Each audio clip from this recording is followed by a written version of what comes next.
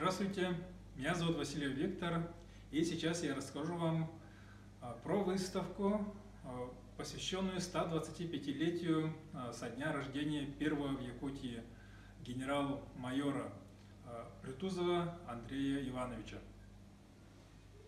Он родился 30 декабря 1895 года в селе Покровск в семье бедного ямщика. Андрей тоже работал ямщиком и гонял почту от Улаханана до Верхнего Бестяха. Поскольку у родителей якутский язык был вторым родным языком, Андрей свободно говорил по-якутски. В Якутске он окончил педагогические курсы и в Тюмулю 2 года работал учителем в старших классах. Ученики удивлялись тому, насколько хорошо он говорил по-якутски. На якутском же языке он порой вел и уроки, так как ученики плохо понимали русский язык. Потом школьники узнали о том, что он хорошо играет на гитаре и поет. Но в это время началась Первая мировая война, и 1 января 1915 года Андрея призвали в армию на 1 год. Перед отъездом он подарил классу черную кожаную доску, самое дорогое из своего небогатого имущества. Армейская жизнь, война за интересы царя и богачей его совсем не интересовали. Но кто же знал, что военной службе он посвятит всю свою жизнь? Участвовал в Первой мировой войне, а в 1918 году вступил в Красную армию. Будучи начальником штаба полка и помощником начальника штаба бригады, участвовал в боях против деникинцев и армии Панской Польши. В 1920 году в Ростове встретился с Серго Орджоникидзе, и после этого они дружили с семьями.